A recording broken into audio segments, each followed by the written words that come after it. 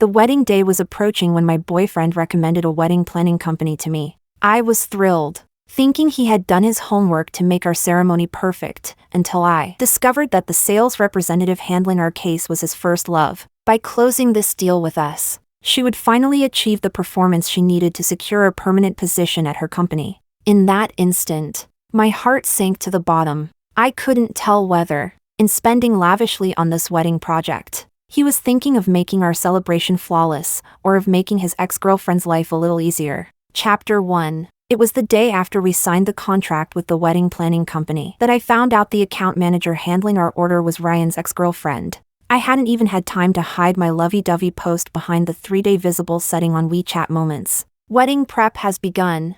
My husband in daily life, rational spending. My husband at the wedding company, my wife deserves only the most expensive. Ugh, I really am the fool of love. I had attached photos of the top-tier wedding package, celebrity-level styling, photography, and filming, all at a jaw-dropping price. The comments section was full of envy, half praising Ryan for his wealth, half praising him for how good he was to me. I rarely shared anything personal online, let alone such a high-profile display of affection. But I guess no matter how reserved a girl is, when happiness hits you in the face, you want to show it off. Who knew the saying public displays of affection never end well would come true so quickly? In the WeChat group for wedding prep, I accidentally discovered that the sales rep, Diana, had an ID combining her and Ryan's names, like those couple handles people make when they're in love. I sent Ryan a screenshot and asked him. He admitted it right away. She was my girlfriend back in college. We broke up after graduation and hadn't talked for years. I didn't want you overthinking, so I didn't say anything yesterday. I was planning to tell you later. His voice was calm, natural. I pressed. Was there no other wedding company in the entire city? Why did you have to pick the one where your ex works? I couldn't stop thinking about the girl who had received us yesterday. Head down, speaking softly, barely selling at all, just flatly describing the packages, hardly even looking up. At the time, I thought, with a personality this dull, she'd starve in my line of work. Signing a big order like ours must have been sheer luck. But it wasn't luck. Ryan had handed her the contract with his own 2 hands. All my joy and excitement suddenly felt ridiculous. Ryan explained, almost casually, at a class reunion, someone mentioned Diana was back from abroad. She's been struggling, and after 6 months at this job, she still hadn't closed a single deal. Without one, she couldn't go permanent. Our old classmates were all wondering how to help. You can't just hand her money. But since she's doing wedding planning, they thought, why not give her business? Trouble is, no one's getting married right now. I just happen to be. So why not? This company is good enough anyway. It's work. Who cares who does it? His tone was so light, as if I were the one being unreasonable. She only took the job because she had no other choice. Luna, we're the clients here. Don't overthink it. Just take it as helping an old classmate, okay?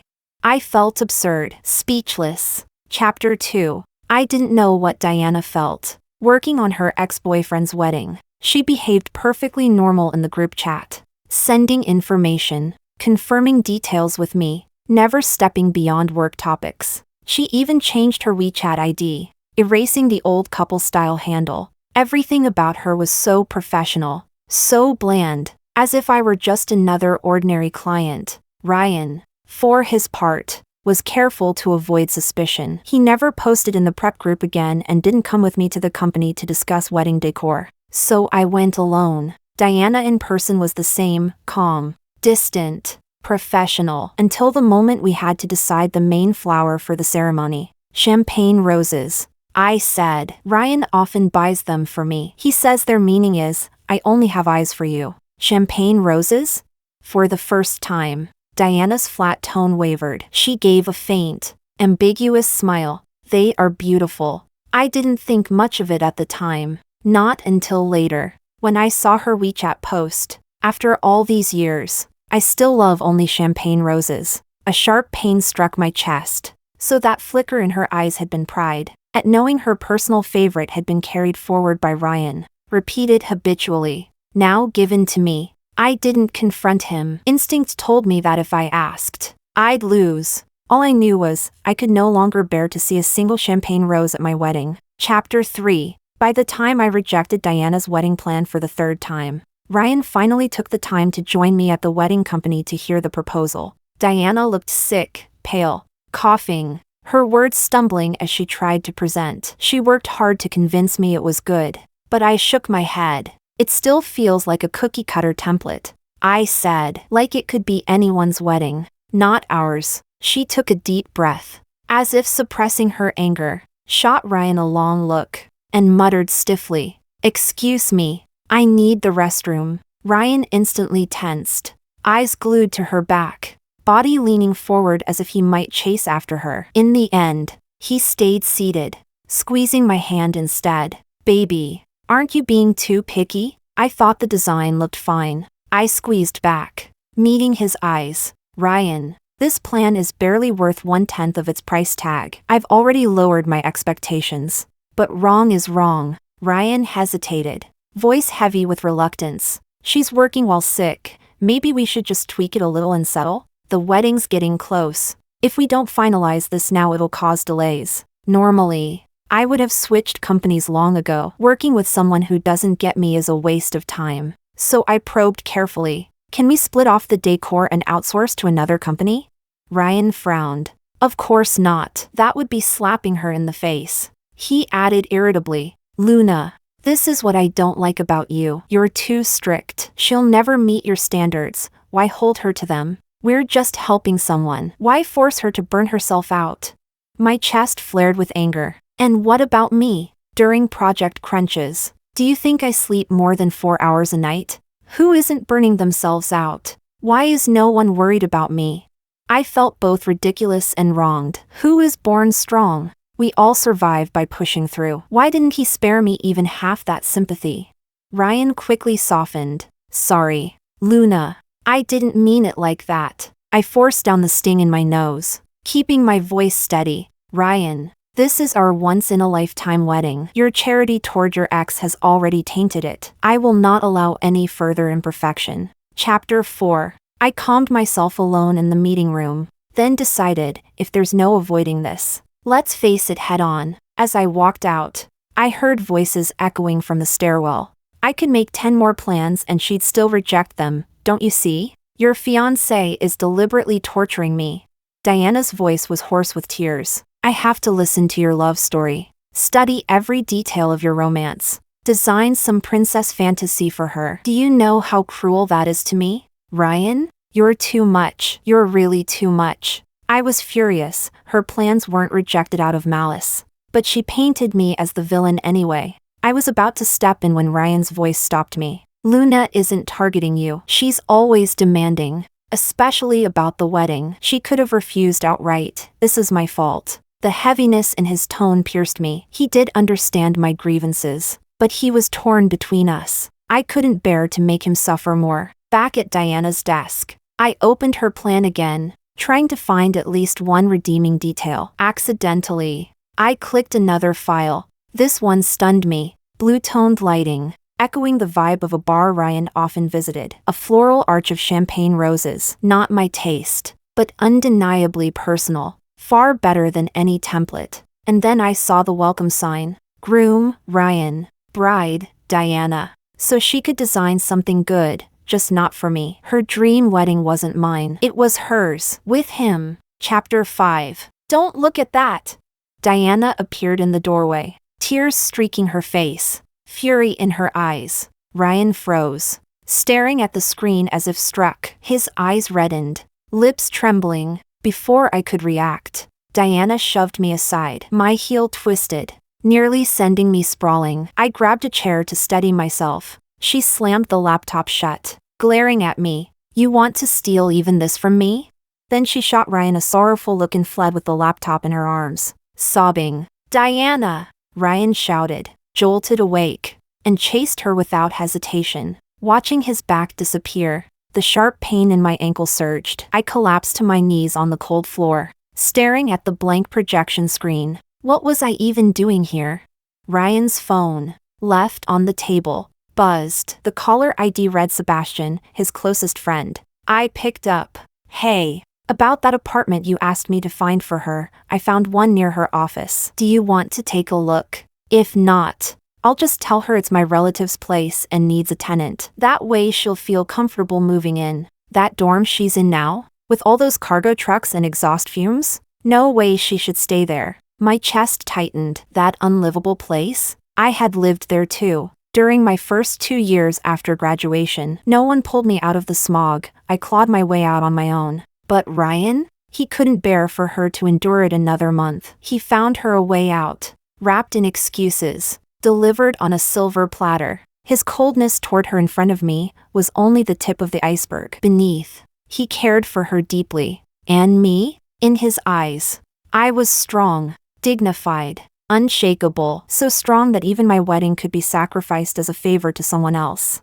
I could hardly breathe, sorrow choking me. Sebastian sighed on the line. It's not easy. I know. She's been with you for years. If it weren't for your parents' objections, you know the one marrying Ryan today would have been her. Is that so? I whispered with a trembling laugh. Thank you for telling me. Chapter 6. By the time Ryan rushed home that night, I had already quit the wedding planning group. One staff member asked if I had left by mistake. No, the wedding is off, I replied. They didn't dare say more. Probably went straight to Ryan. At home, I rummaged through drawers until I found our housing contract. I sat there for an entire afternoon, seriously considering how to divide the apartment we'd bought together. The more I thought, the harder it became to breathe. When Ryan came in and saw the contract on the table, he froze. He quickly snatched it up before coming over to hug me. It's not that serious, Luna. Really it isn't. If you don't like that company, we'll change to another. Don't listen to Sebastian's nonsense. Don't care what Diana thinks. You're the only one I want to marry. This time it's my fault. I didn't think it through. Don't be angry. Don't act on impulse. After all these years, it's not something we can just throw away overnight. I stayed silent, my eyes drifting to the balcony flowers. At first, when Ryan gave me seeds and little plants, I refused. I'd even killed a cactus before. How could I care for these? But he promised to take care of them. Every weekend he came to water, fertilize, chat, cook, brew coffee. Somewhere along the line, he became the warmth between my long hours, the quiet pause of coffee in a suffocating routine. The day the flowers bloomed, I agreed to be with him. That night, under silver moonlight, his breath pressed against mine, whispering forever.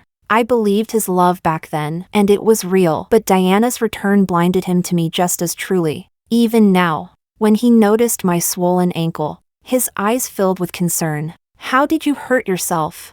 The most sincere and cruel care I'd ever heard. Chapter 7. On the third day of our silent war, it happened to be Ryan's birthday. In the end, I agreed to attend the family dinner. His parents had always liked me until things were truly over. I couldn't let the conflict spill up to them. After dinner, his mother solemnly slipped the family heirloom bracelet onto my wrist. My first instinct was to pull away, but under everyone's expectant gazes, I froze. I looked to Ryan, hoping he'd say something. He only smiled, gripping my hand, not letting go even as we left. Why didn't you stop her? I asked, staring at the heavy bracelet that fit so perfectly I couldn't take it off. Stop what? You're the daughter-in-law of this family. No question. He leaned over to fasten my seatbelt, stealing a kiss. All right. It's been days now. Enough. Today's my birthday. Don't fight me anymore. I stayed quiet. He slumped over me, half teasing, half pleading. My only birthday wish this year is to marry you. I closed my eyes, stroking the ornate bracelet, surrendering for one fleeting moment, to let myself go, not dig deeper. Later, at his friend's party in a villa, we had barely drunk one round before Diana appeared, smiling brightly. Happy birthday, Ryan. Ryan glanced at me awkwardly, seeing I gave no sign. He nodded. Sit wherever. Though uninvited, she blended into his circle instantly. His friends had always been polite yet distant with me, but with her they laughed like old companions. From across the crowd, she shot me a smug glance until her eyes landed on my wrist. Then her expression twisted, mad with hatred. Since it's Ryan's birthday, I brought a gift too. Later, while Ryan toasted, Diana approached me with a USB drive. This wedding plan, you liked it. I'm giving it to you both. No need. Keep it for your dreams. And how do you know it's only my dream? Her words stabbed deep. I remembered Ryan's face when he saw her projected wedding design. Everyone knew his reaction had been genuine. Years ago, Ryan's parents tore us apart when we loved each other most. That's why he can never let me go. She traced her fingers over the bracelet on my wrist. Beautiful. Back then, I only lacked this. But you? This is all you have. She leaned close, whispering, "Want me to prove it?" Before I could react, she yanked hard. In her shrill scream, my body lost balance and we both fell into the pool. Normally, I could swim a few meters, but caught off guard. With my injured ankle, I swallowed water in a panic. Through blurry water, I saw Ryan dive straight for Diana. My heart sank as deep as my body. Just as darkness closed in, an arm pulled me up, dragged me ashore. It was Sebastian. He had hovered all night, clearly wanting to apologize, though I hadn't given him the chance. But really, what was there to apologize for? He and Ryan had jumped at the same time, yet he went straight for me because he knew Ryan would always choose Diana. Someone had to save me. Sure enough, Ryan bent over Diana, ready to give her CPR. Never once glancing at me, Sebastian climbed out, threw me a towel, then kicked Ryan. Enough. 2 minutes underwater won't kill anyone. For the first time, Ryan's friends treated me with genuine care. They draped clothes over me, helped me up, not for me, but maybe because they pitied the fiancé left to drown. When Diana finally opened her eyes, Ryan came back to himself. "I'm sorry. I thought you could swim." I thought, but his excuse died. My wrist bled beneath the heirloom bracelet. I tore it off and set it aside. You'd better wish for something else this year. Chapter 8. Then I shoved Ryan away, stormed up to Diana, grabbed her by the hair, and slammed her straight into the pool. A huge splash erupting in the water. The crowd gasped in shock. Everyone hurried closer, some reaching out to pull her up. Ryan, however, just stood there stunned, still clutching that bracelet, unable to react. I barked sharply. No one is allowed to save her. She dragged me into the pool once. I'm only returning the favor. Diana, if you're so desperate to die, then just drown already. For a moment, the crowd glanced at Ryan, then back at me, and unbelievably, no one dared to move. Diana choked on several mouthfuls of water, and when she realized that no one was going to help her, she had no choice but to flail and swim to the edge herself. Ryan stared blankly. "Since when do you know how to swim?" By then, I was far too disgusted to stay another second. I walked out of the villa and flagged down a cab on the street. The driver asked me where I was headed. I sat in silence for a long time, unable to think of a destination. 7 years ago, fresh out of college, when I first arrived in the city with no family or friends, I had stood at a busy intersection, staring at the endless flow of traffic, not knowing where to go. For years, I stumbled forward alone, biting down hard and carrying the weight myself. By the time I finally earned a decent place in life, I met Ryan. He was a local with a privileged background, radiating an ease and confidence I had never known. Just a small share of that from him felt like oxygen to me, like a deep breath after nearly drowning. I was grateful beyond measure, and foolishly, I clung to that yearning for forever. Out of pride, I insisted on matching his down payment for the apartment, even though it nearly drained all my savings. That insistence earned the elders' respect. When we signed the housing contract together amidst everyone's blessings, I truly believed I had finally found a home in the city. But in the end, I still have nowhere to return. Just drive. I told the cabbie, maybe once we're on the road, I'll know where to go. Chapter 9. My sudden visit startled my best friend so much that she shrieked. "What are you doing here?" She spread her arms nervously, trying to block the wide stretch of fabric behind her. Don't look. Don't look. Ugh. The surprise is ruined." But when I looked past her, I saw it clearly, a wedding quilt, stitched needle by needle, magnificent and lifelike, nearly finished except for the corners. My throat tightened. Suddenly, I couldn't bring myself to ask, "Well, Since you've already seen it, so be it. Anyway, it's yours. My best friend's fingertips gently traced the embroidered phoenix feathers, her expression brimming with pride. I started half a year ago. My fingers are practically pierced through by now. Do you like it? Back in our hometown, when a girl gets married, her family always prepares a quilt like this for her. My heart twisted in agony. The emotion rose like deep water, drowning me, suffocating. Yet no sound escaped my lips. The shame of being abandoned in front of everyone could not compare to the blunt pain of guilt I felt in this moment. I should never have tried to justify a love that was already flawed. Never should have deceived myself beneath the weight of everyone's eager expectations. It's one thing to ruin myself, but how could I betray the sincerity of those who only wanted me to be happy? This heavy, genuine love, was it meant for me to settle for something merely suitable? Something that only looked appropriate?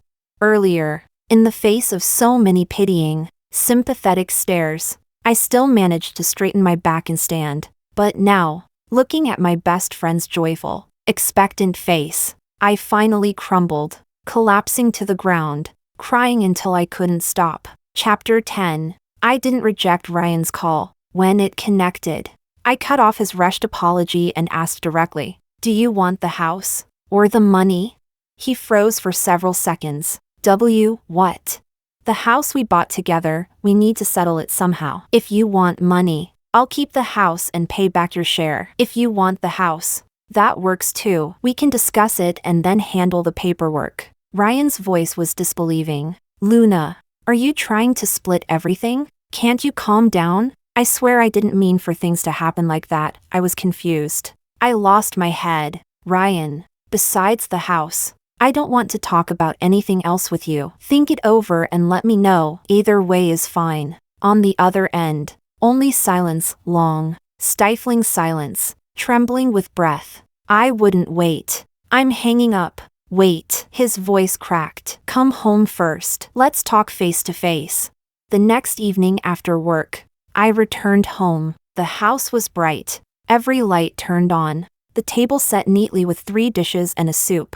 The air warm with fragrance, like every ordinary weekend night we once shared. Ryan walked out from the kitchen as if nothing had happened. You're back. Sit down. Let's eat. I faltered a little, but sat anyway. Maybe, just a farewell dinner. He ladled soup into my bowl and nodded toward the entryway. There's a package at the door. I brought it in for you. I glanced at the box without much thought. Thanks. The meal was quiet, too quiet. Only when the last dish was gone did he finally set his chopsticks down. Luna, isn't this enough? I want to live with you. I want to cook for you all my life. He struggled to explain. What I feel for Diana, it's just leftover restlessness from when we were young. I never wanted to be with her. I only hoped she'd live safely, even if far from me. Is that really so wrong? Why must you cling to this? Ryan, adults judge actions, not intentions. And your actions toward her, I've seen them all. No, it's not love. It's just, he groped for words. A habit. Yes, a habit. I can change. I can change. Fine. Let's say you don't love her, but she loves you. Can't you see that? I paused. Then the truth struck me. No, you do see it. You're deliberately letting her love you. You can't bear the thought of her not loving you. Ryan fell silent. His face drained of color. Men are too greedy. They want steady comfort, but also the fire of passion. And me? I wanted to be both his steady flow of years and his unforgettable flame. Why should the world's expectations of love be so low? Why can't the scarlet mark in the white moonlight be one and the same?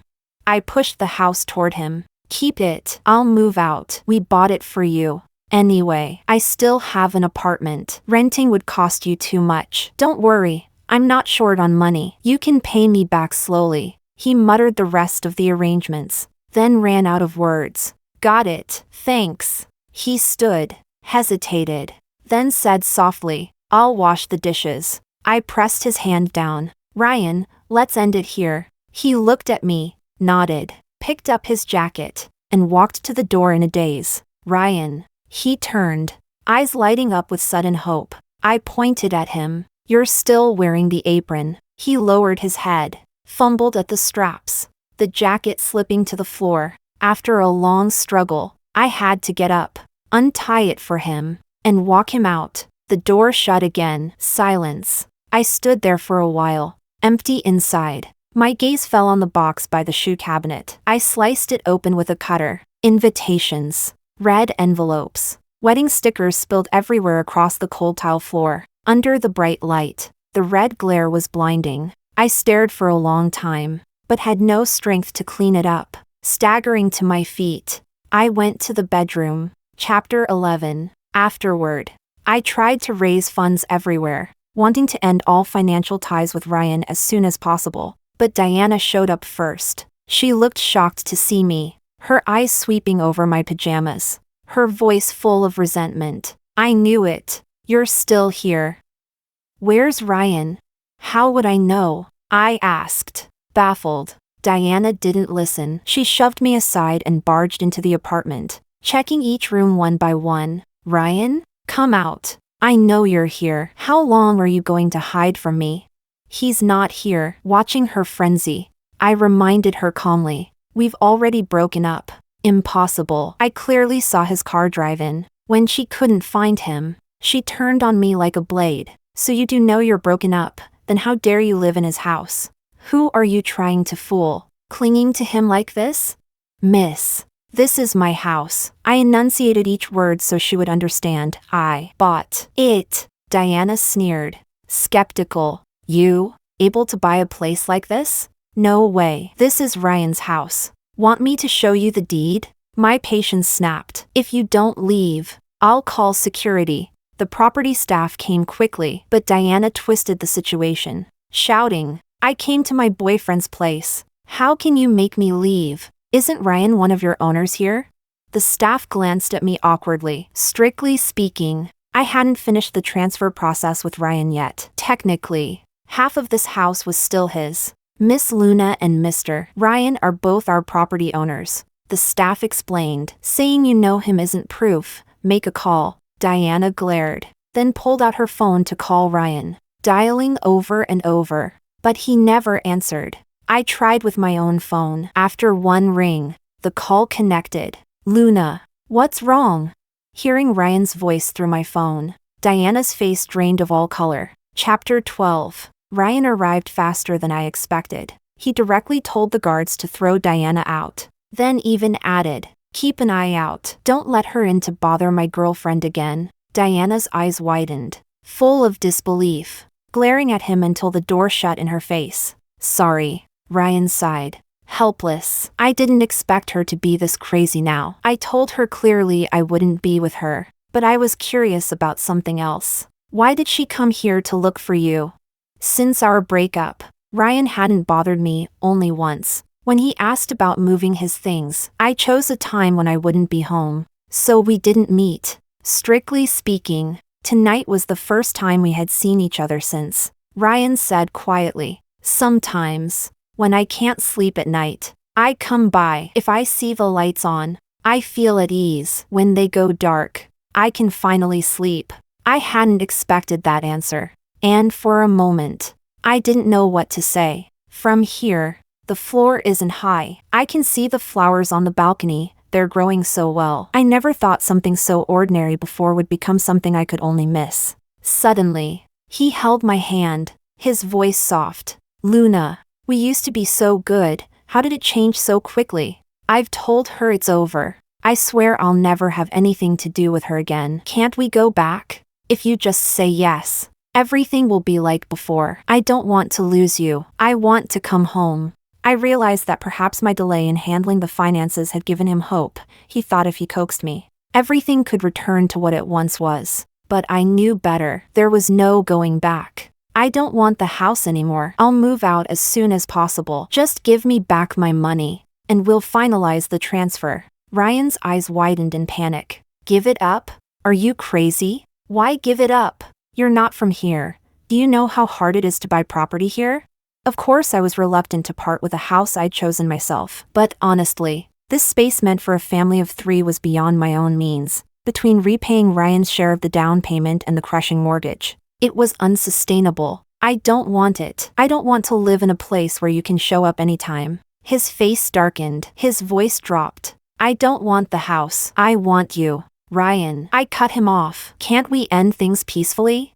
Ryan lowered his head, silent for a long while, then muttered, almost sulking, I don't have the money. I know you don't have that much. But your parents do. With this location, they wouldn't lose. Ryan looked uneasy. Then a thought struck me. Don't tell me, you still haven't told your parents we broke up? Chapter 13. Ryan was adamant. He said that even if his parents knew the truth, they would never give him money to split the house. When I suggested we simply sell the house and divide the proceeds, he refused outright. I was so furious my hands were trembling. The house was under both our names. Without Ryan's cooperation, I couldn't divide it. I began to suspect that his earlier suggestion that I keep the house was nothing more than a stalling tactic. He knew I couldn't raise that much money in a short time, and meanwhile he'd have the chance to make me change my mind. He was even so certain that he hadn't changed the wedding date. Except for a few friends in the know, his family and relatives still thought everything was perfectly normal. After going over everything in my head, I decided to look for Sebastian. That villa party had been organized by him for Ryan. There were cameras by the pool. As the host, he bore at least some responsibility. To be honest, facing Sebastian made me feel ashamed. The thought of how I had flaunted my love during wedding preparations, while his friends, including him, must have laughed at me behind my back, left me burning with humiliation. Especially Sebastian. I couldn't help but resent them for standing by, watching my humiliation like a spectacle. After the breakup, I cut them all off out of spite. Now, having to reach out again, the situation was awkward. Thank you for saving me that day. I knew saying it so late was almost meaningless. But what else could I do? I needed a natural way to open the conversation. I'd like to buy you dinner. Sebastian looked both shocked and uneasy. He scratched his head, hesitated for a long while, then finally blurted out 3 words. I'll treat you. Chapter 14. Sebastian, tense but polite, humored me through the awkward small talk. Only when I revealed my real purpose did he drop the act. His sharpness returned, his eyes wary. You want the surveillance footage from the pool that day? What are you planning? Suing her? I shook my head immediately. Compared to me, Sebastian was closer to Diana. If I mentioned suing her, he would never help. Besides, in a private villa like his, even if the police showed up, one simple claim, the cameras were broken, and nothing could be done. And all of Ryan's friends had been there that day. Not a single one would testify for me, nor did I want to waste my energy on pointless disputes. I could go through the courts, but the process would be too slow. I just don't want to stay entangled with him any longer. When he stayed silent, I pressed gently. Once he and I are separated, he can finally be with Diana. Isn't that what you want too? Sebastian's expression faltered, a flicker of embarrassment crossing his face. That's not what I meant. I'm sorry. I was just spouting nonsense that day. Don't take it to heart. Then give me the footage, please? I interrupted. I promise I won't hurt anyone. He studied me for a long moment before murmuring. And what about you?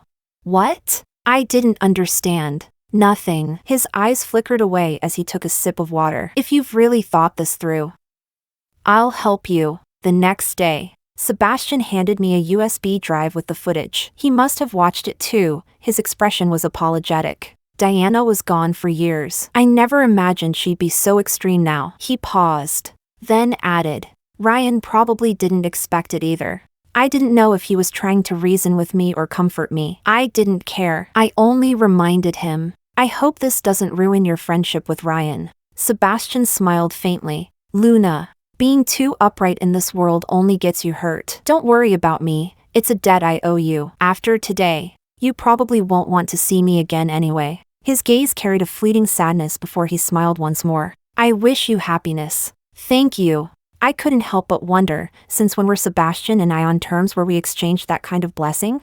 Chapter 15. After watching the video, Ryan's face turned pale. His fists clenched tightly as he shouted at Diana. You really did this on purpose? What the hell are you doing? Diana flinched in fear but stubbornly replied. I just wanted you to see your own heart clearly. He turned his head away in despair, slammed the table hard, and roared, Get out! Diana's tears spilled immediately. She bit her trembling lips, cast me a hateful glance, and ran out. I'm sorry, Luna, I really didn't know she would go that far. I didn't come to clear up the truth. I cut off Ryan's apology. I just want the most effective way to end everything. Ryan stared at me in shock. What do you mean? If this video is released, Diana, who works in the wedding industry, will be seen as deliberately sabotaging a client's relationship. Forget her current job. She'll never work in that field again. And for your family, their reputation is worth far more than just a house. If I show this to your parents, they'll understand me and prefer to settle. My demands are simple. I only want back what belongs to me. Ryan shot to his feet, looking at me as if I had stabbed him in the back. You're threatening me? You want to leave me so badly that you're willing to threaten me? I'm just showing you that I'm serious. I paused, lowered my voice. Serious about leaving you. Ryan slumped back down, covered his eyes, and stayed motionless for a long time. Chapter 16. Everything afterward went surprisingly smoothly. Soon I received the money for Ryan's share of the house. He even included the appreciation margin, giving me quite generously. When we went together to complete the transfer paperwork, I noticed injuries on Ryan's face and couldn't help asking, "Did your father hit you?" Ryan shook his head with a stony expression, clearly unwilling to explain. At the very end, as he held the pen above the final signature line, he hesitated for a long time. What is it? Nothing. He forced a bitter smile and slowly wrote the date. Today was supposed to be our wedding day. Chapter 17. I've heard so many stories of people fighting tooth and nail just to have their name added to a property deed. Who would have thought that erasing my own name from one could feel just as bone-deep painful? Hoping to spend a lifetime with someone is beautiful, but if he's not the right person, why risk it?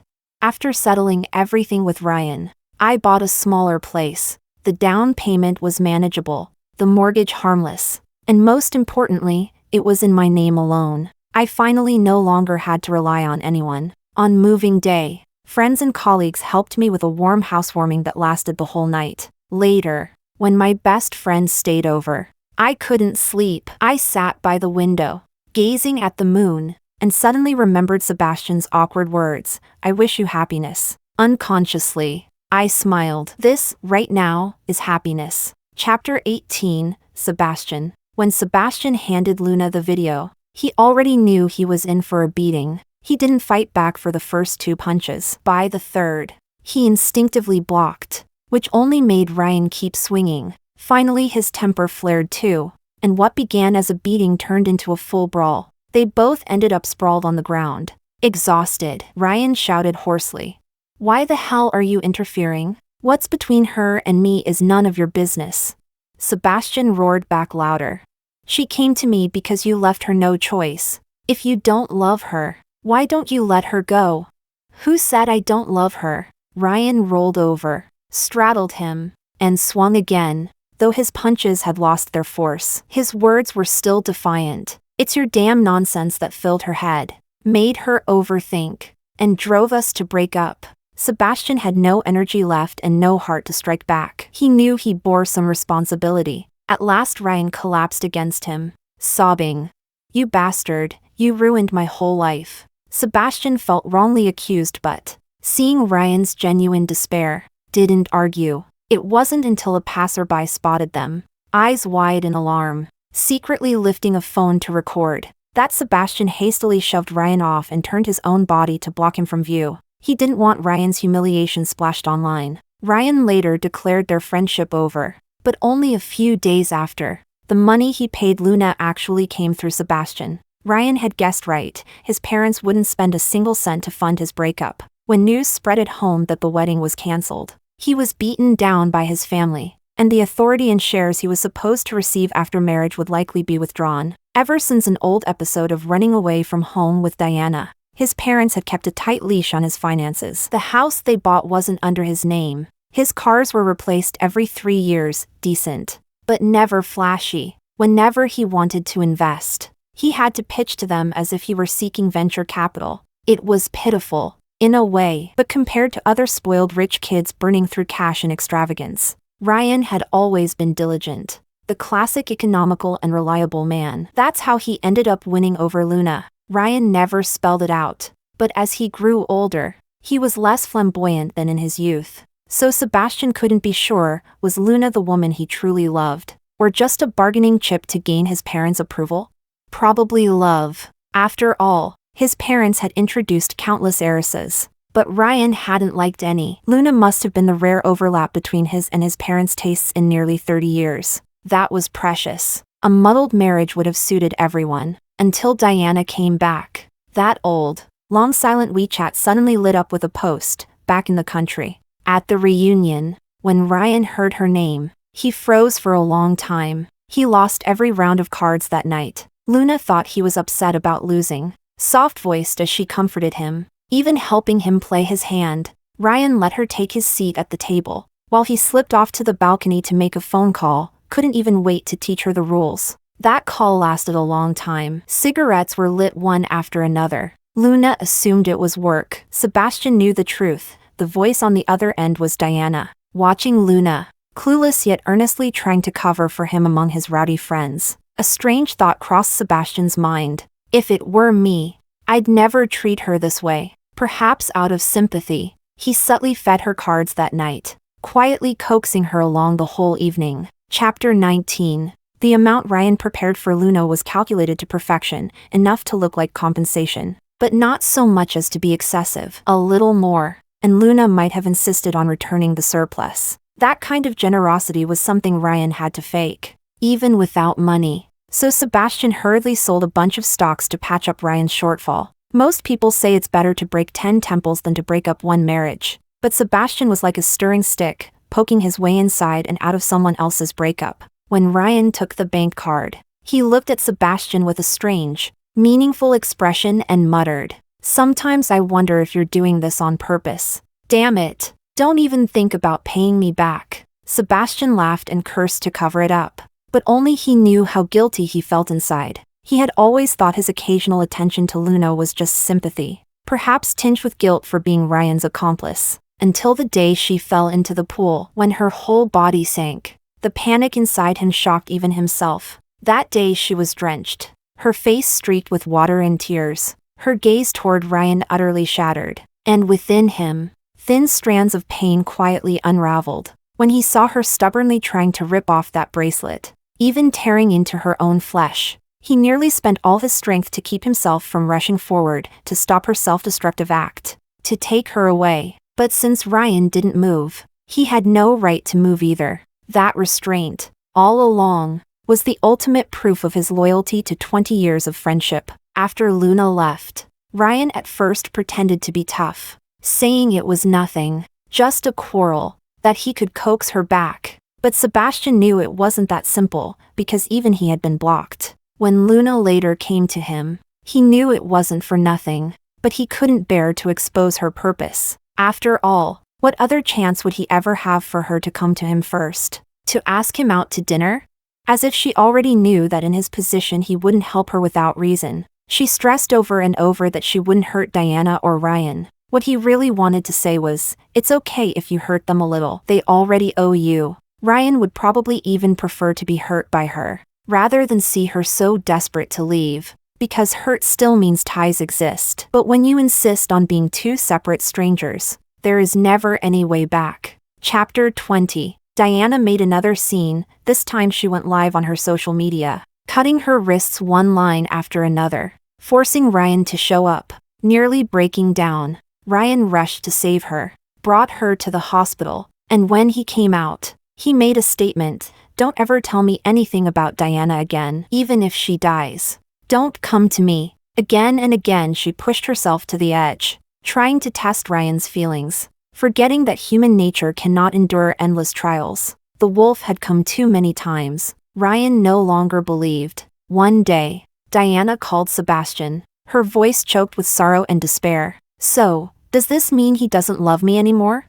Sebastian had no words. He thought Ryan's instinctive concern for Diana in moments of crisis was genuine. Yes, but a crisis is not daily life, and in daily life, no one wants to live in constant torment. A lover of the past, if kept forever in memory, might still shine like a white moonlight. But when she returns again and again, pressing too close, she turns instead into a bitter grievance. At that moment, Ryan could only regret ever getting entangled with a madwoman. Looking back, it turned out the elder's sharp eyes had been right all along. They had seen from the very beginning that Diana was never a good match. Luna's departure left Ryan in shambles. His first love was gone, his wedding cancelled, his credit cards frozen, and his parents, disappointed and furious, threw him out of the house. Once, he summoned the courage to call Luna, wanting only to ask how she had been. Her long unheard voice came through the line, cool and distant. "Hello? Who is this?" Ryan froze. His throat tightened. He could not utter another word. From then on, he sank into despair. Sebastian kept urging him to go back to work, mainly so he could pay back the debt sooner. One night, Ryan asked Sebastian to join him for drinks. Following the address, Sebastian arrived only to realize it was the apartment Ryan and Luna once shared. For Ryan, this home had become a prison of memories, a place he refused to leave. But for Sebastian, it was the first time he'd stepped into Luna's little world. Every detail, every corner was fresh and vivid. The color of the curtains, the cushions on the sofa, each stroke of paint, they were the fragments of her ideal life. Looking around, he felt a pang of regret. If it had been him, he would have guarded all this carefully, never letting the world she created fall into ruin, never dimming her light. Yet here it was, clouded by Ryan's drunken haze. Unable to bear it, Sebastian kicked the half-conscious Ryan with a curse. "You ungrateful bastard." The night deepened. Moonlight poured through the windows, spilling silver across the floor. Sebastian stepped onto the balcony, his whole body bathed in that glow. He inhaled the faint fragrance of flowers, and a thought rose unbidden. "I wonder, what is Luna doing right now?"